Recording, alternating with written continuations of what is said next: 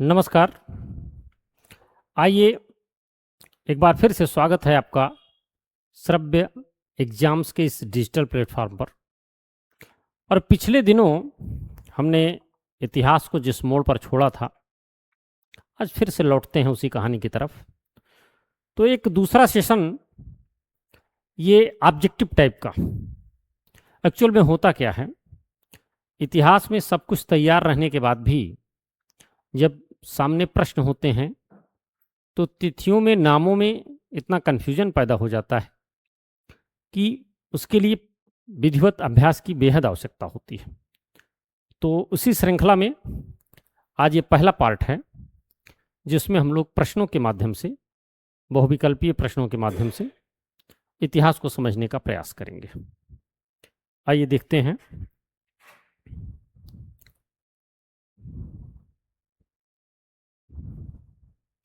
ये पहला प्रश्न, आप लोग पेन और कॉपी के साथ बैठिएगा। व्याख्या करने के पहले प्रश्नों को देख करके प्रयास कीजिएगा कि कहाँ तक आप सही कर रहे हैं। किस मुगल सम्राट को इतिहास में साहिब-ए-खबर के नाम से जाना जाता है? ये थोड़ा सा लिखने में गड़बड़ है, इसको आप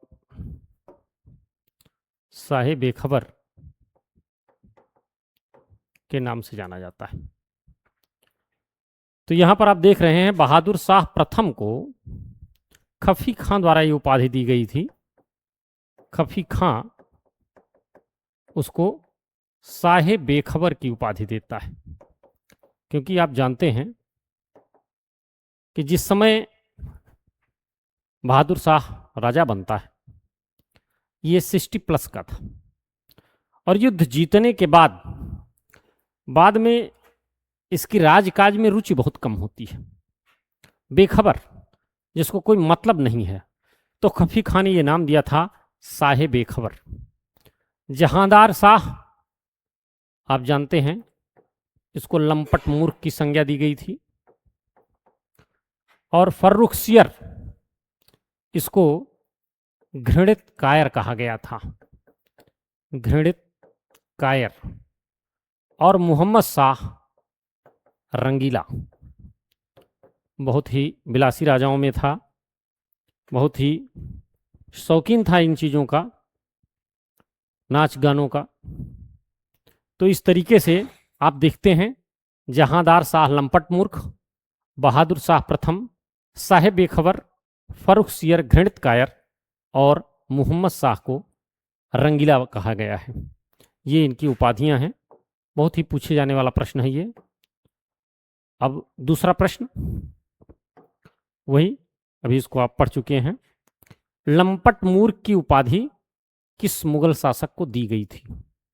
तो जहांदार शाह को लंपट मूर्ख की उपाधि दी गई थी। अगर आपने वो वीडियो देखा था, नहीं देखा था तो जाकर के देखिएगा।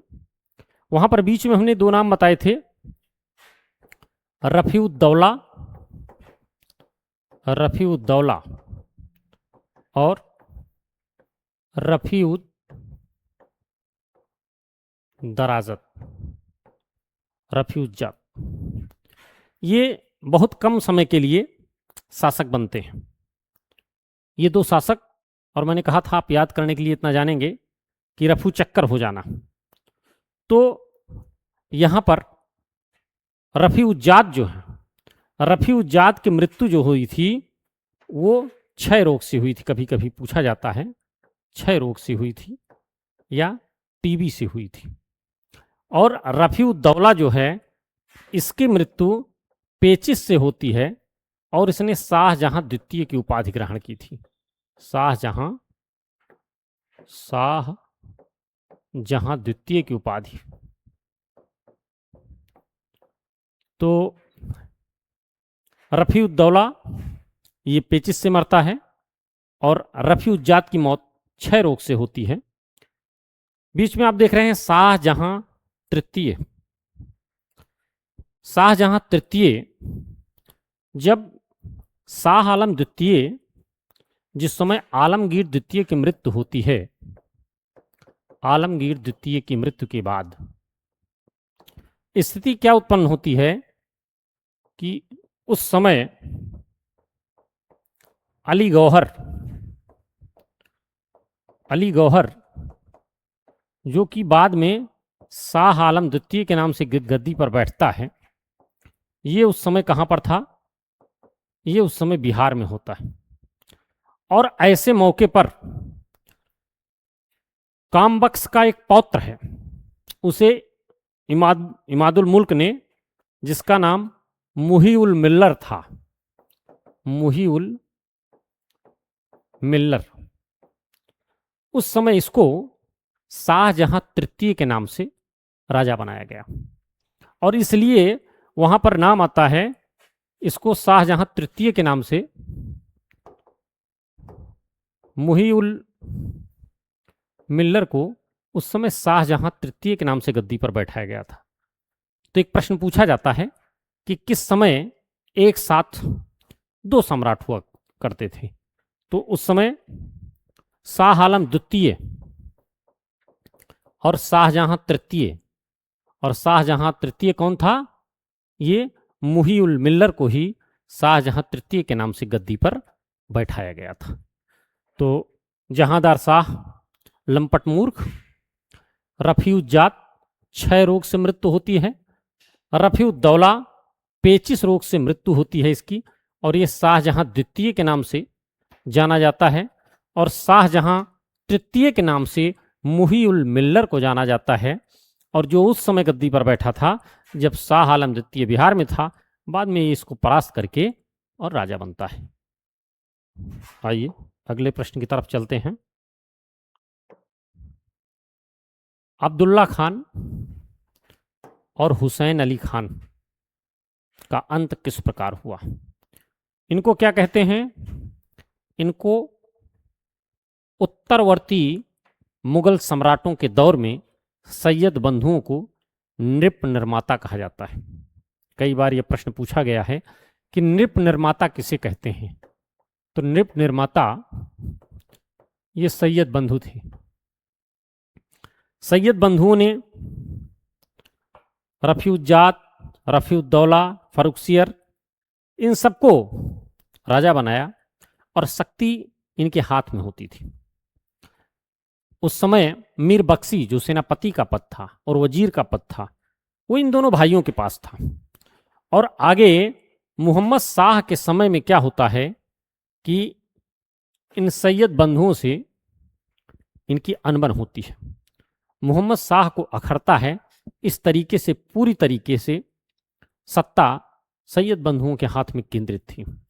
और उस समय एक ग्रुप बनता है, इनका सबसे बड़ा जो विरोधी था वो चिनकिलिज खां था, चिनकिलिज खां।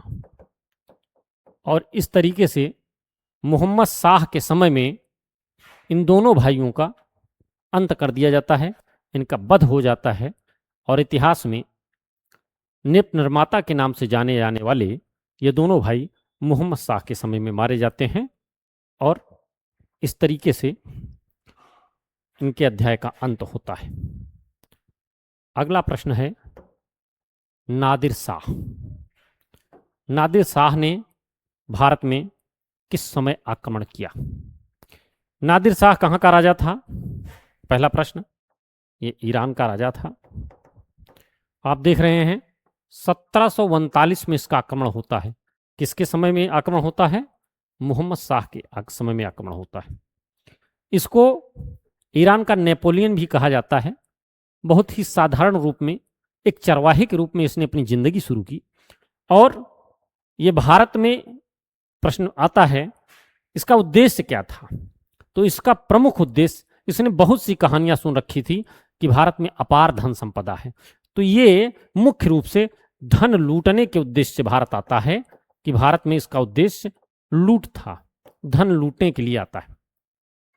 और करनाल का जो युद्ध होता है 1739 में, करनाल का युद्ध होता है। करनाल के युद्ध में ही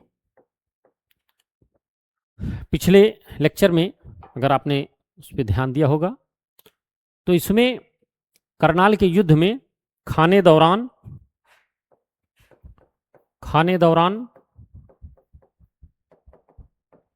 चिनकिलिज खां,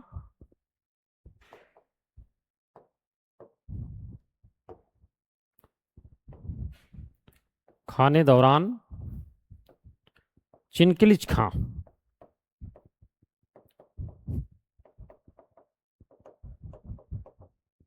और सादत खां, इन सबको साथ लेकर के 80,000 सैनिकों की सेना लेकर के मोहम्मद शाह जा पहुंचता है करनाल इस युद्ध के लिए। बहुत ही लोमहर्षक घटना है इतिहास की। तो होता क्या है, खाने दौरान उस समय मीर बख्शी के पद पर होता है और प्रारंभिक सिर्फ 2-3 घंटों के अंदर ही खाने दौरान मारा जाता है, युद्ध समाप्त हो जाता है और विजय हो जाती है नादिर शाह की।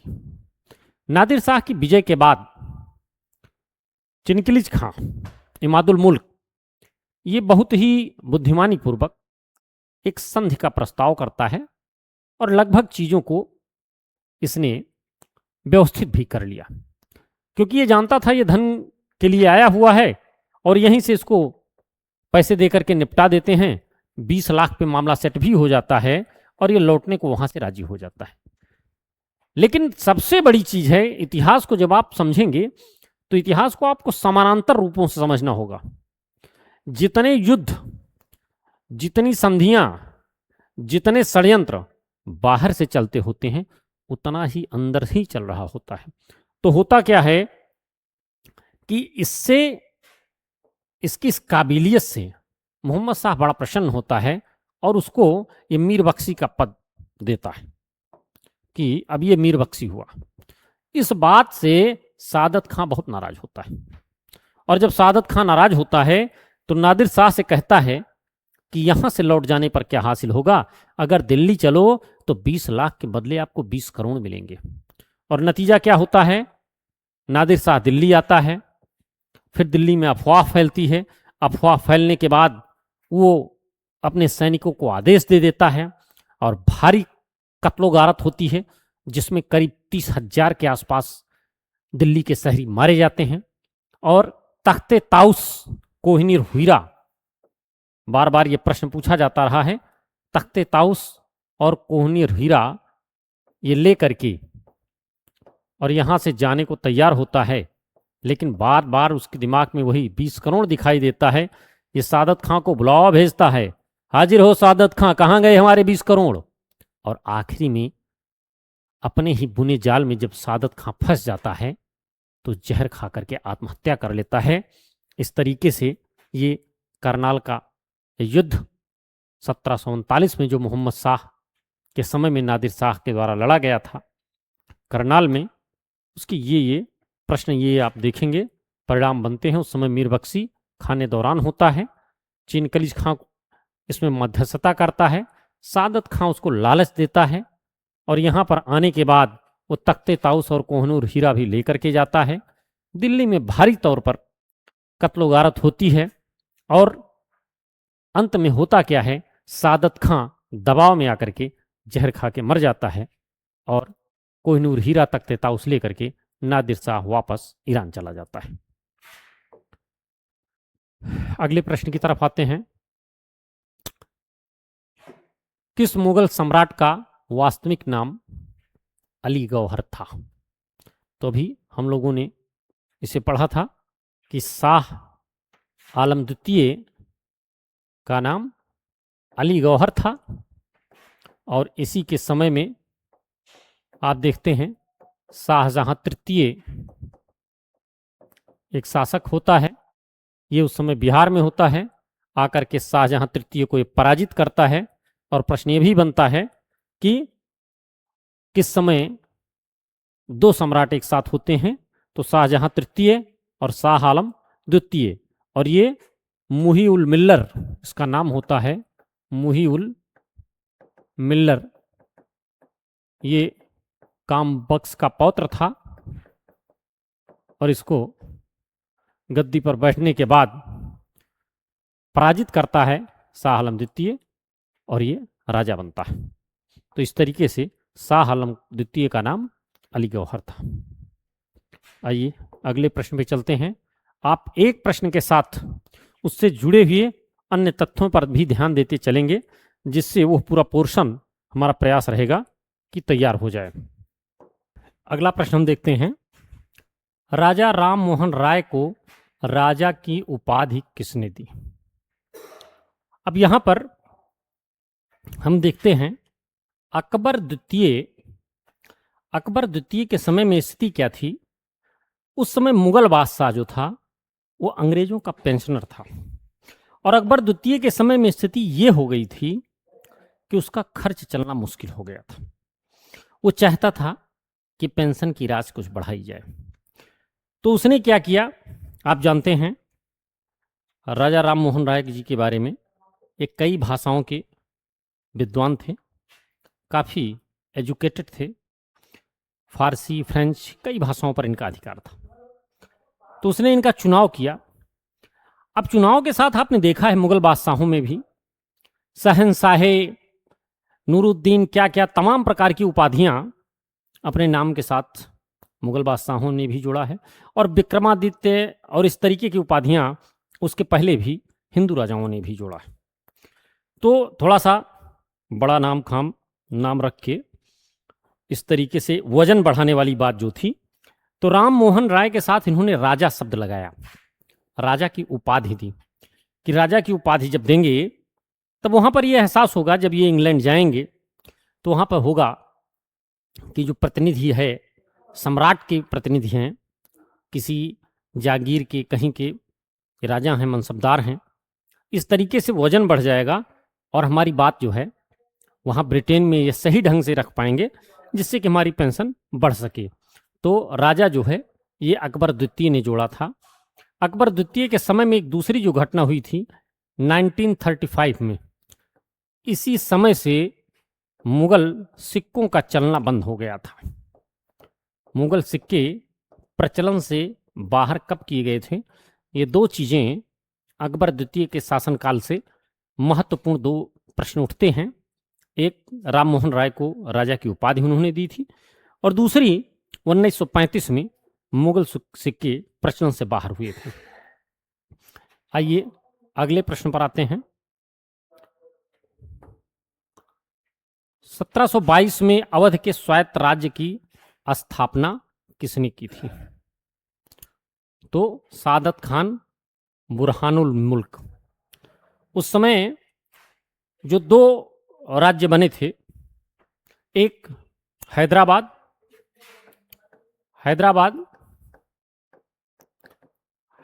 का निजामुल मुल्क, जिसे चिनकलिज खां के नाम से भी आप जानते हैं, और दूसरा अवध। ये दो बड़े स्वायत्त राज्य बने थे उत्तरवर्ती मुगलों के समय में। तो इस तरीके से अवध का संस्थापक सादत खान बुरहानुल मुल्क को माना जाता है। और अभी आपने पढ़ा था कि नादिर शाह जब इनको बुलाता है करनाल युद्ध के बाद दिल्ली में, तो उस समय विष खा करके आत्महत्या कर लेते हैं सादत खान। अगला प्रश्न है, हैदराबाद के स्वतंत्र आसफ जाही वंश की स्थापना किसने की थी? तो चिनकलिज खान, निजामुल मुल्क। विद्वानों का मानना है कि मोहम्मद शाह के दरबार में यह एक ऐसा व्यक्ति था, या फिर यह एक अंतिम बुद्धिमान व्यक्ति था, जो कहीं ना कहीं सत्ता के प्रति, शासन के प्रति ईमानदार था, सम्राट के प्रति वफादार था।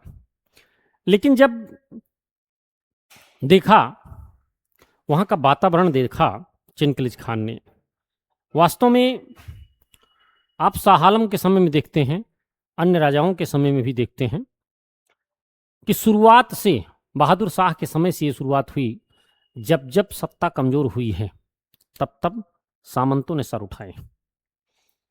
और शुरुआत में आप देखते हैं कि स्वयं न राजा बन करके इन्होंने किसी दूसरे को राजा बनाया। जैसे सैयद बंधुओं तक ये क्रम चला कि सैयद बंधु भी क्या थे? नृप निर्माता थे। इन्होंने दूसरों को राजा बनाया और लगाम अपने हाथ में रखने की प्रयास किए। लेकिन जब दूसरा दौर आता है, पहले तो ये दूसरे को शासक बना करके सत्ता अपने हाथ में लेने का प्रयास करते थे, लेकिन यहां तक आते आते इन मनसबदारों का, इन ओहदेदारों का इतना दुस्साहस जिसे कह सकते हैं आप बढ़ा कि अब उनके मन में एक ख्वाब पलने लगा कि क्यों दूसरे को राजा बना करके और हम पीछे के पर्दे के पीछे से शासन क्यों करें, क्यों ना हम स्वयं शासक बने। और ये क्या होता है, ये दक्कन की तरफ कूच कर जाता है। शिकार करने के बहाने ये दक्कन की तरफ जाता है और वहां पर उस समय हैदराबाद में मुबरिज खां जो था वो प्रतिनिधि हुआ करता था सम्राट का। अब आदेश देता है मुबरिज खां को सम्राट कि इसको पकड़ करके मेरे सामने लाओ, हाजिर करो। मुबरिज खां के साथ युद्ध होता है और इस युद्ध में मुबरिज खां का कत्ल कर देता है चिनकलिज खान निजामुल मुल्क। और जब वो उसका वध कर देता है, फिर भी वो ये नहीं कह रहा है कि मैं सम्राट हूं, लेकिन एक तरीके से वो स्वतंत्र हो गया है। तो ऐसे में उसकी सत्ता को अपने अधीन ही उसको ये स्वीकार कर लेता है वहां का सूबेदार, और इस तरीके से हैदराबाद राज्य की स्थापना की जाती है चिनकलिज खान के द्वारा। और ये 1724 में अपनी राजधानी घोषित कर देता है हैदराबाद को। इसको मुबरिज खां की हत्या करने के बाद 1724 में ये हैदराबाद को अपनी राजधानी घोषित करता है। तो इस तरीके से आप देखते हैं कि निजामुल मुल्क हैदराबाद का संस्थापक बनता है और सादत खान अवध का संस्थापक। अगला प्रश्न, बंगाल के किस नवाब ने अपनी राजधानी मुर्शिदाबाद से मुंगेर स्थानांतरित की थी? आप देखते हैं 1757 में जो प्लासी का युद्ध होता है, उसके बाद मीर जाफर को शासक बनाया जाता है और मीर जाफर के बाद पुनः उसका दामाद मीर कासिम शासक बनता है। मीर कासिम एक सूझबूझ का व्यक्ति था और वो शासक बनने के बाद ये महसूस करता है कि ये अंग्रेज किसी न किसी तरीके से बंगाल का शोषण करने पर लगे हुए हैं और यहां पर इनके बीच में बैठ करके, अभी हम जब बंगाल पढ़ेंगे तब इस बात का विधिवत अध्ययन करेंगे कि किस तरीके से सारा जो भी वित्त के मामले थे उन पर उनका अपना अधिकार होता था, सेना उनकी होती थी, लेकिन राजकाज की जिम्मेदारी वो सूबेदार पे छोड़ देते थे, नवाब पे छोड़ देते थे।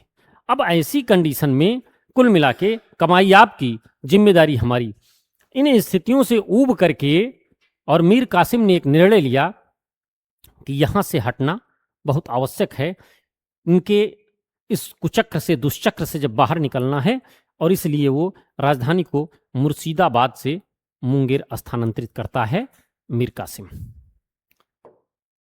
अब अगला प्रश्न देखते हैं, यूरोपीय लोगों की तुलना मधुमक्खियों से किसने की थी? यदि उन्हें न छेड़ा जाए तो शहद देंगी और यदि छेड़ा जाए तो काट काट कर मार डालेंगे।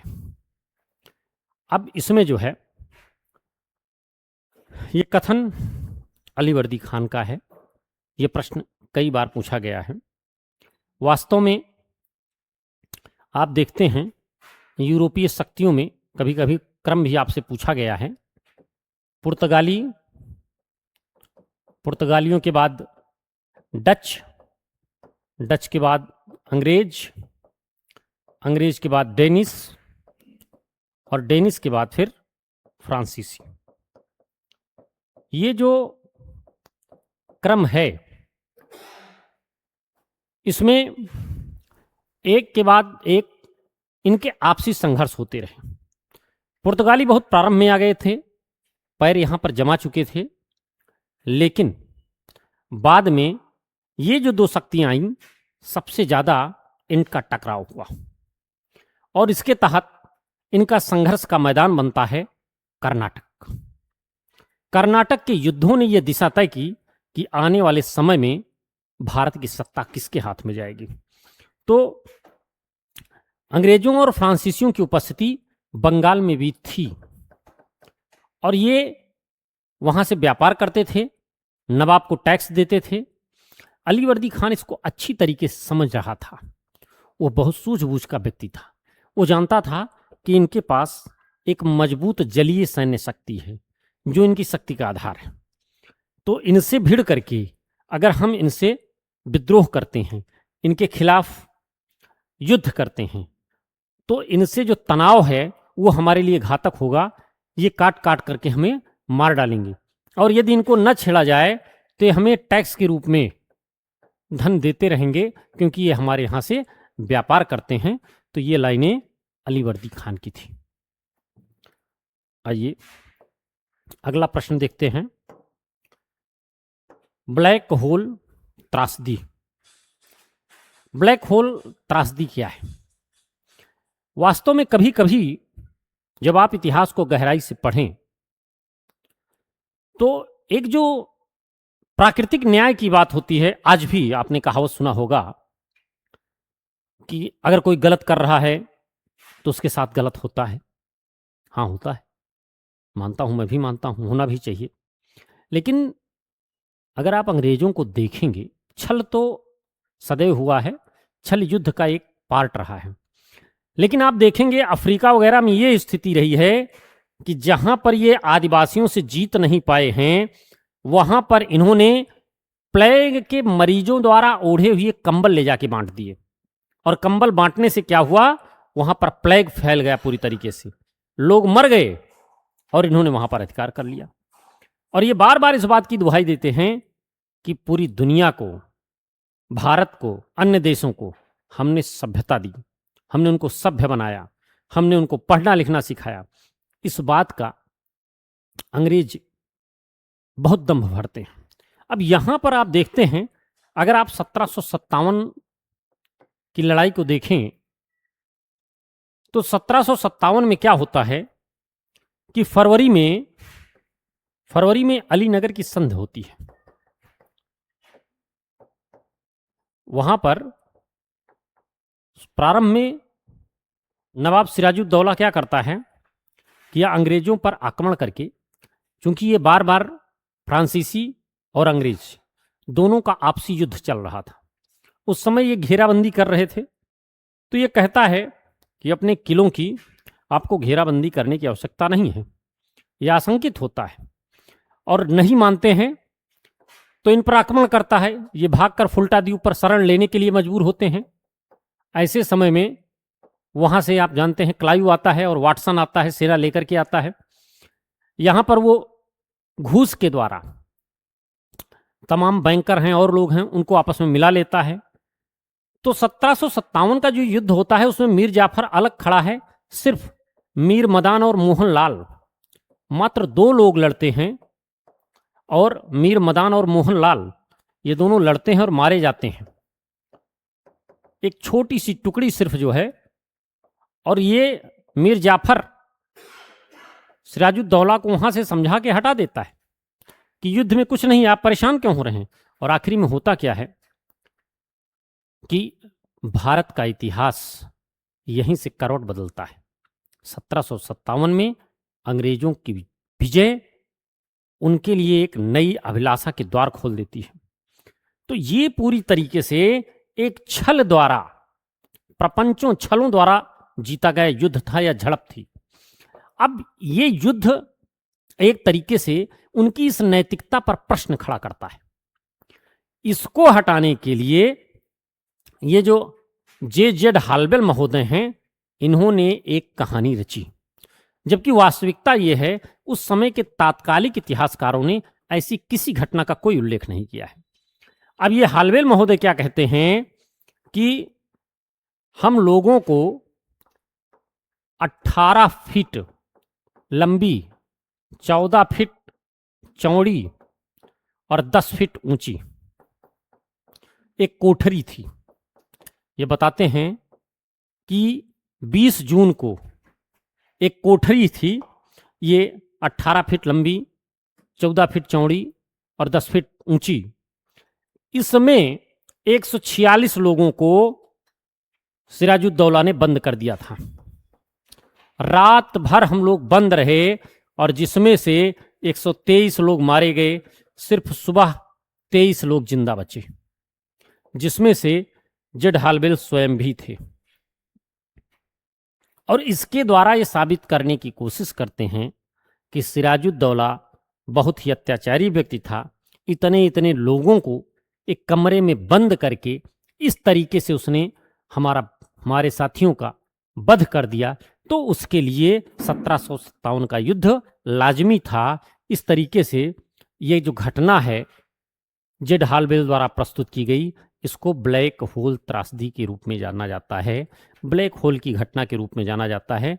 अंधेरा कुआं, अंधेरी सुरंग की घटना कि इतनी छोटी सी कोठरी में इतने लोगों को, 146 लोगों को बंदी बनाया गया था और उसमें से मात्र 23 लोग जिंदा बचते हैं, उसमें हालवेल भी थे।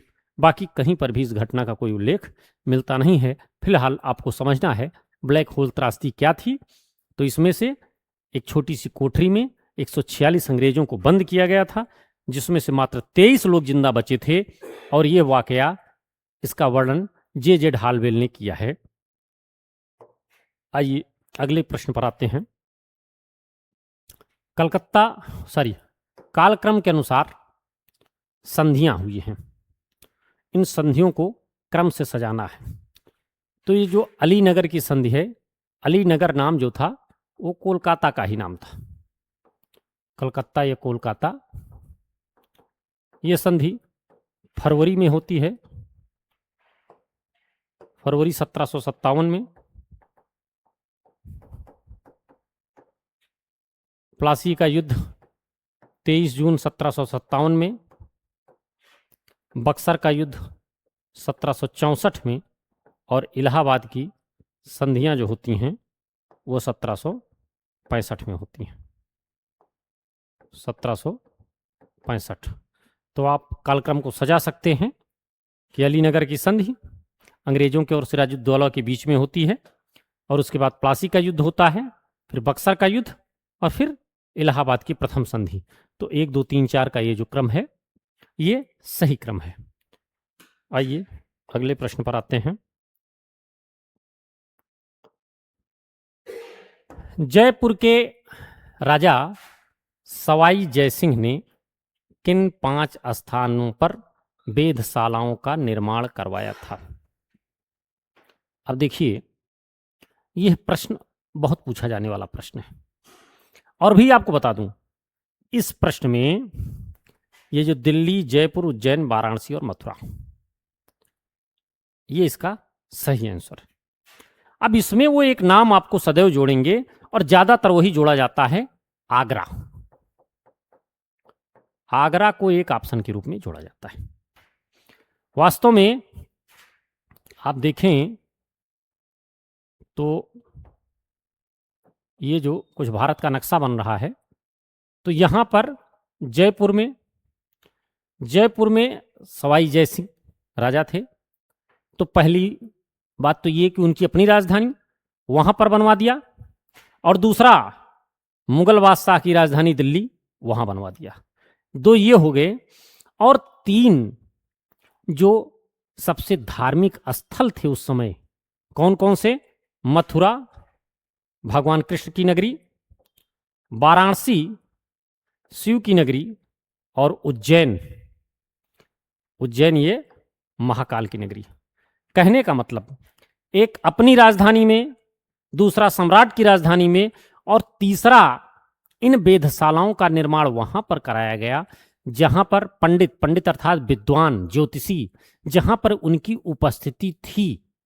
तो उनकी उपस्थिति आप ध्यान रखिएगा कि आगरा जो है दिल्ली के पहले या उस दौर में भी बार बार आप देखेंगे आगरा राजधानी रही है। तो आगरा में ऐसा कोई तीर्थस्थल और वो नहीं था, लेकिन मथुरा सदैव से एक तीर्थस्थल के रूप में रहा।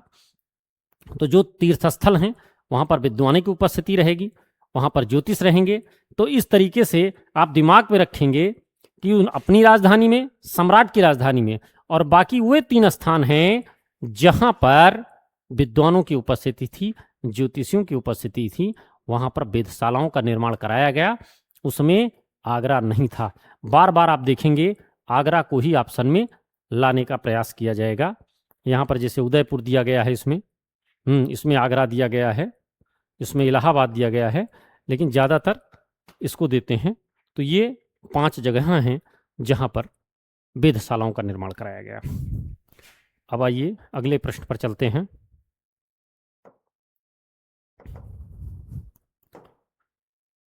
सिख गुरुओं से संबंधित निम्नलिखित युग्मों पर विचार कीजिए। गुरु अंगद, गुरु अर्जुन देव, गुरु तेग बहादुर।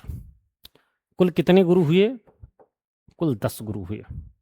सबसे पहले गुरु नानक, फिर गुरु अंगद, फिर गुरु अमरदास, फिर रामदास, फिर अर्जुन देव,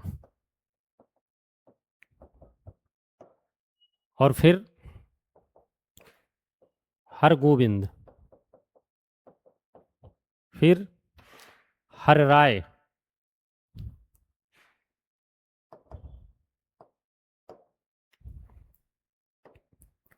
हरराय, फिर गुरु हरकिशन, फिर गुरु तेग बहादुर, और फिर अंतिम गुरु गुरु गोविंद सिंह। ये 10 गुरु। अब इनसे अलग अलग तरीके से प्रश्न पूछे जाते हैं। अभी जब हम सिख साम्राज्य को पढ़ेंगे तो उसमें और इसका विधिवत अध्ययन करेंगे। यहाँ पर गुरु अंगद ने गुरुमुखी लिपि का आविष्कार किया, बिल्कुल सही। गुरु अर्जुन देव ने आदि ग्रंथ का संकलन किया, जिसे हम क्या कहते हैं, जो गुरु ग्रंथ साहिब है, गुरु ग्रंथ साहिब, उसको हम आदि ग्रंथ कहते हैं। गुरु तेग बहादुर ने अकाल तख्त की स्थापना की। ये गलत है, तो पहला 2 सही है। अब अकाल तख्त की स्थापना किसने की थी? तो इसकी स्थापना गुरु हरगोविंद ने की थी। और यहीं से जब इन्होंने देखा कि गुरुओं के अनुयायी बढ़ रहे थे, जायज़ सी बात थी, मुगल सम्राटों से इनका टकराव बढ़ रहा था, ऐसे में इन्होंने अकाल तख्त की स्थापना की। समय से परे, ये एक तख्त है जो समय से परे है। और गुरु हरगोविंद ने ही अपने अनुयायियों को मांसाहार की अनुमति दे दी। ये भी प्रश्न आता है। और जब वो अकाल तख्त पर बैठते थे तो वो 2 तलवारें लेकर बैठते थे। उन्होंने अपने साथ 2 तलवारें बांधी, एक मीरी और एक पीरी। इन्होंने अपनी तलवारों को नाम दिया मीरी और पीरी। 2 तलवारें लेकर के अकाल तख्त पर बैठने वाले कौन थे? तो गुरु हरगोविंद थे। मीरी वो सांसारिक शक्ति को प्रदर्शित करने के लिए थी, सांसारिक शक्ति, और पीरी यह उनकी आध्यात्मिक शक्ति को प्रदर्शित करती थी, आध्यात्मिक शक्ति को प्रदर्शित करती थी। तो इस तरीके से इसमें सिर्फ पहले और दूसरे ऑप्शन सही हैं। तीसरा ऑप्शन अकाल तख्त की स्थापना, तो आप देख लेंगे इसको गुरु हरगोविंद ने किया था। और गुरु हरगोविंद ने अकाल तख्त की स्थापना के साथ साथ अपने अनुयायियों को मांसाहार की भी अनुमति दी, और वो मीरी और पीरी इस तरीके से दो तलवारें लेकर के गद्दी पर बैठते थे, एक सांसारिक शक्ति को प्रदर्शित करने के लिए और एक आध्यात्मिक शक्ति को प्रदर्शित करने के लिए। आइए अगले प्रश्न पे चलते हैं। पंजाब में सिख मिसलों की कुल संख्या कितनी थी और रणजीत सिंह किस मिसल से संबंधित थे? तो कुल मिसलों की संख्या, मिसल अरबी का एक शब्द है और मिसल का अर्थ होता है समान। वास्तव में गुरु गोविंद सिंह के बाद एक दौर आता है बंदा बैरागी का, जिनका वास्तविक नाम लक्ष्मण देव था। बंदा बैरागी वास्तव में जिस पराक्रम और जिस बहादुरी के साथ उन्होंने सिख शक्ति को पुनर्स्थापित किया था, 1716 में फर्रुखसियर के समय में बंदा बैरागी को मौत के घाट उतार दिया जाता है। इसके बाद सिख बिखर जाते हैं, इनके अलग अलग दल बन जाते हैं।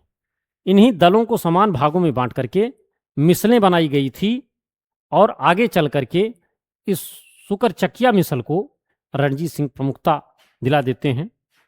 रणजीत सिंह वाकई में बहुत ही बहादुरी से अंग्रेजों तक से डटे रहे और न सिर्फ युद्ध बल्कि वो कूटनीति में भी बहुत माहिर थे।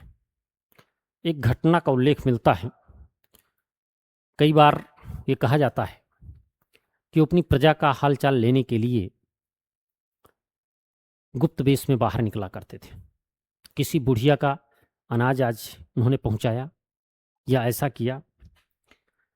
एक बार जाड़े की एक बड़ी सुंदर घटना का वर्णन आता है कि महाराजा रणजीत सिंह शाम के समय अपनी सवारी पे सवार होकर के कहीं बाहर निकलते हैं और जब वो बाहर जा रहे होते हैं उस समय एक चहर दीवारी बगल में थी और उस चहर दीवारी के बगल बेर का एक बड़ा सा पेड़ था।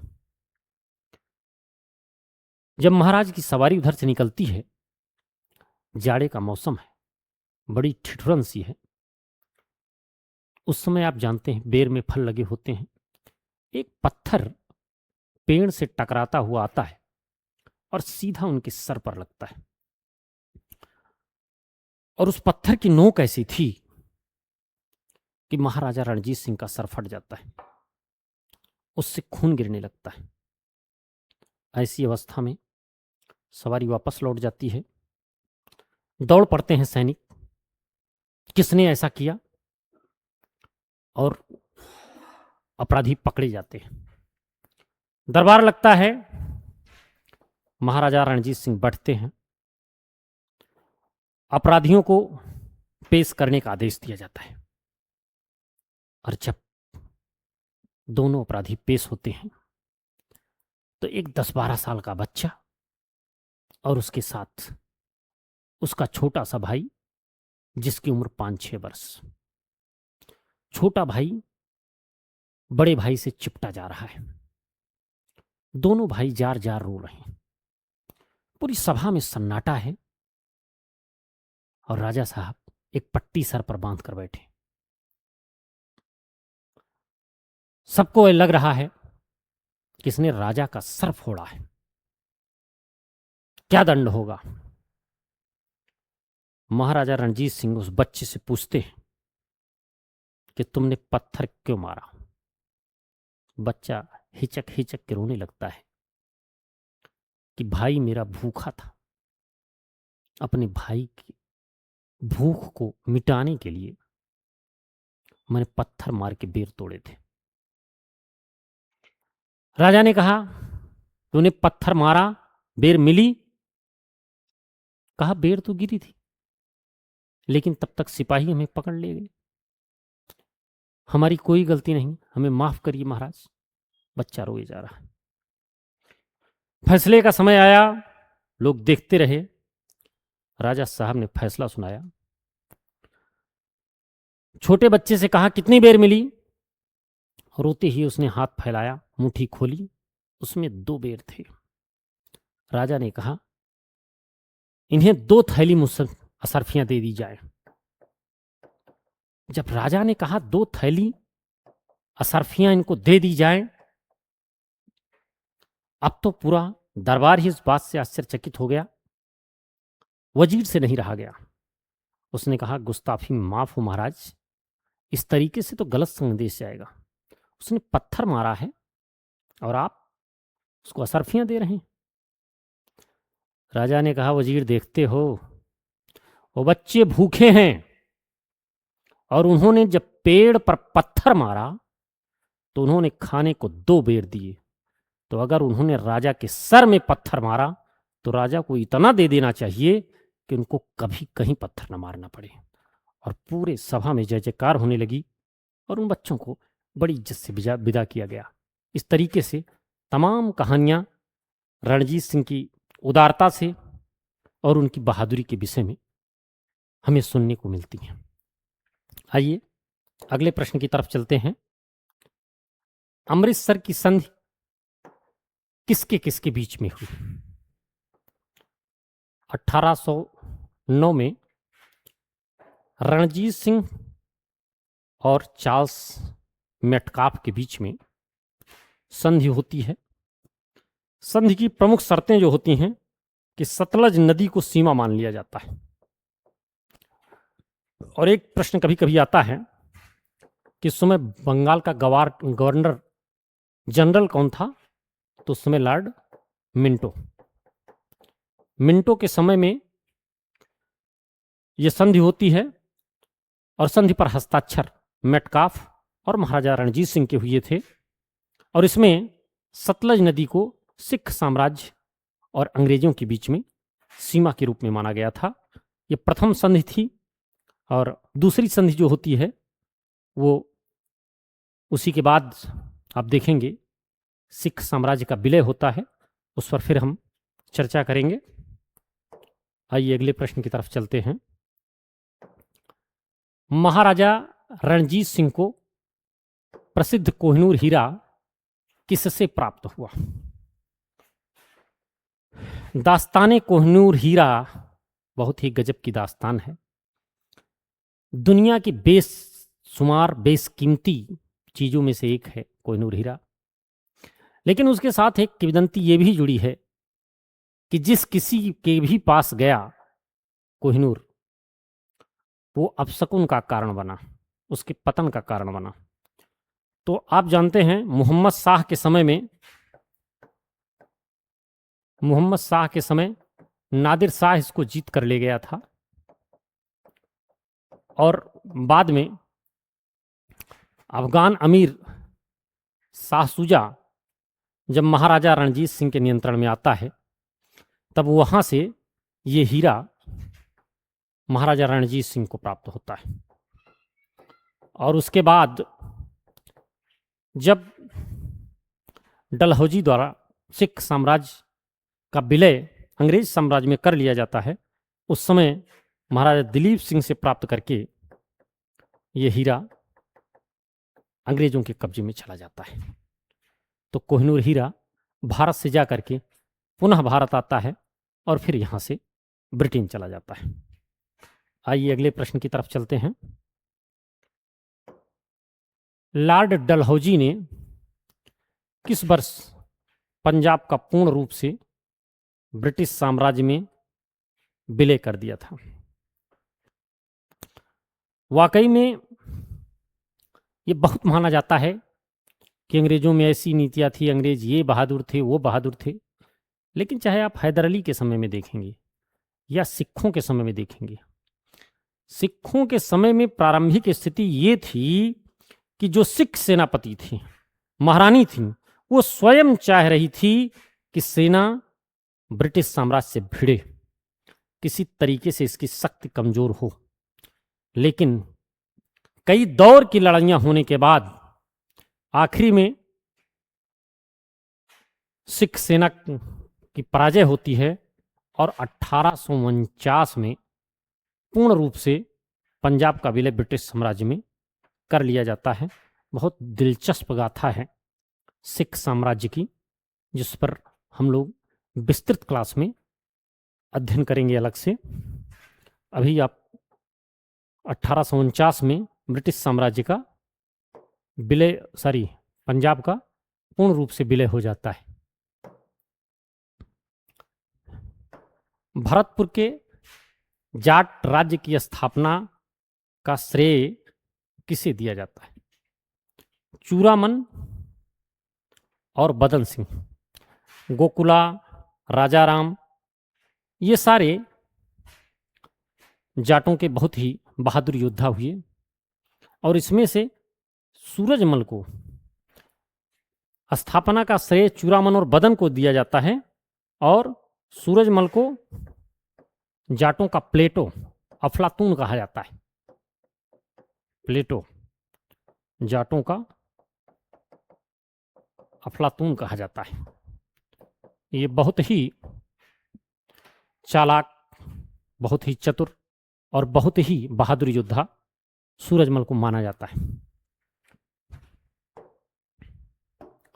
अगला प्रश्न, अभी जिसकी हमने बात की थी, किसे जाटों का प्लेटो या जाटों का अफलातून कहा जाता है, ये बहुत बार ये प्रश्न पूछा गया है। तो सूरजमल को जाटों का अफलातून कहा जाता है।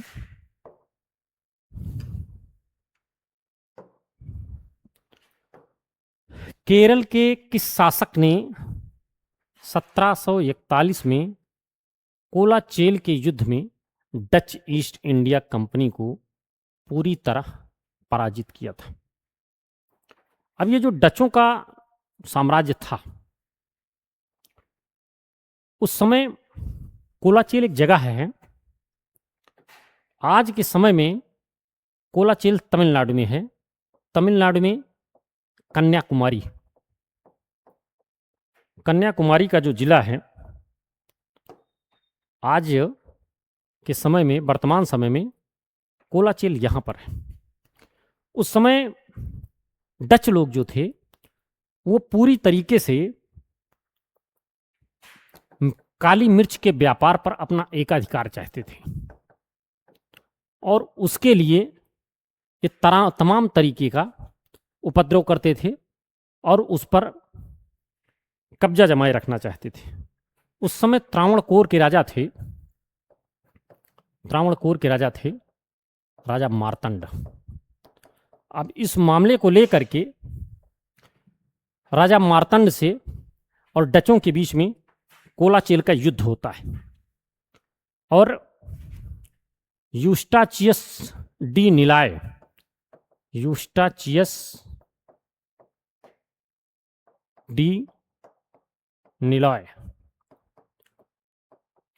ये डचों का कमांडर था।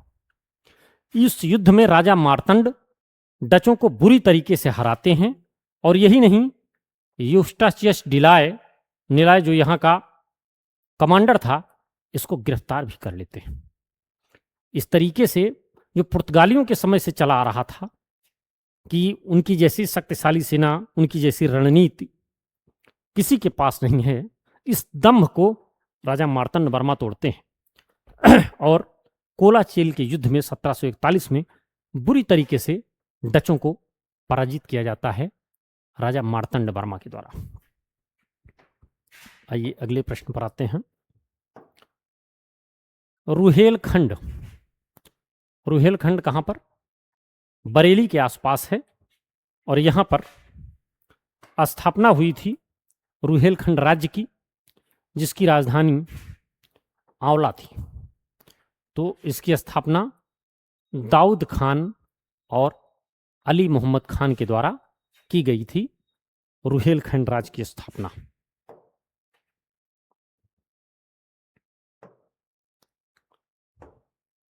कर्नाटक राज्य का संस्थापक कौन था जिसने अपनी राजधानी अर्काट को बनाया था? अभी आप देखेंगे फ्रांसीसियों और अंग्रेजों के बीच में कर्नाटक के युद्ध हुए हैं। अब आज के दौर में जो कर्नाटक है, आप देखते हैं इधर केरल है, मोटी मोटा कुछ इस तरीके से, इधर तमिलनाडु है इधर तमिलनाडु है और कर्नाटक महाराष्ट्र के नीचे केरल के ऊपर, यहाँ पर कर्नाटक पड़ता है। लेकिन उस समय जो कर्नाटक या कर्नाटिक था वो बिल्कुल अपोजिट था। जो तमिलनाडु का एरिया है, कर्नाटक इस क्षेत्र में आता है उस दौर में।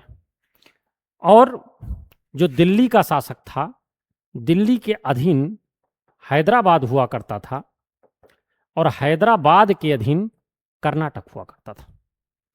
तो इस तरीके से हैदराबाद में सूबेदार होता था और सूबेदार के नीचे नायब सूबेदार के रूप में कर्नाटक का शासक होता था। तो जो हैदराबाद का निजाम था, निजामुल मुल्क ने आपने देखा है स्थापना की है। उसके बाद सादतुल्ला खान, ये जो यहाँ का नायब सूबेदार है, ये अपने भतीजे को अपना उत्तराधिकारी घोषित करता है। जबकि नियम क्या है कि राजा निर्धारित करेगा कि सूबेदार कौन होगा और सूबेदार के माध्यम से ही राजा नायब सूबेदार का भी निर्धारण करता है। लेकिन सादतुल्ला खान खुद ही अपने भतीजे को अपना उत्तराधिकारी घोषित करके इसने अपनी राज्य स्थापना की घोषणा की। जिस तरीके से निजामुल मुल्क दिल्ली से स्वतंत्र होता है, उसी तरीके से ये हैदराबाद से स्वतंत्र होता है और अर्काट को अपनी राजधानी बनाता है सादतुल्ला खान।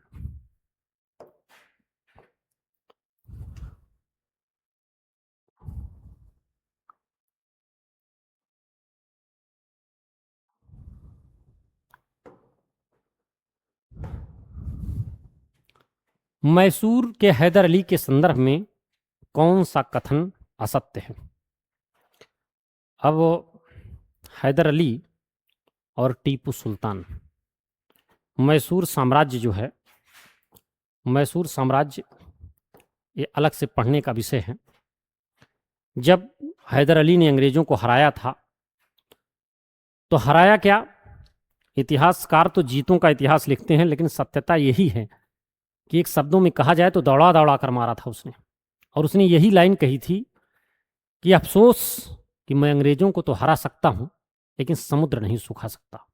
क्योंकि वो जानता था कि इनके पास सामुद्रिक शक्ति है, ये बाद में दूसरी तरफ से भी इकट्ठा होकर के चले आते हैं। लेकिन वो जब इसका द्वितीय आंग्ल मैसूर युद्ध के दौरान इसकी मृत्यु हो जाती है, फिर भी उसका पुत्र भी बहुत ही बहादुरी के साथ मैसूर का बचाव यहाँ से करता रहता है। तो उसने 1755 में डिंडीगुल में एक आधुनिक शस्त्रागार स्थापित किया था, ये भी सत्य है। उसने चिक्का कृष्णराज के समय सत्ता हथियाई थी, ये भी सत्य है। वहाँ आंग्ल मैसूर युद्ध के समय, द्वितीय आंग्ल मैसूर युद्ध के समय 1782 में मारा गया था। उस समय उसकी सारी मृत्यु हो गई थी, मारा क्या गया था, उसकी मृत्यु हुई थी। ये कथन गलत है कि वो प्रथम आंग्ल मैसूर युद्ध में पराजित हुआ। पराजित नहीं हुआ, बल्कि उसने पराजित किया था और एक तरीके से एक अपमानजनक संधि पर अंग्रेजों को हस्ताक्षर करना पड़ा था।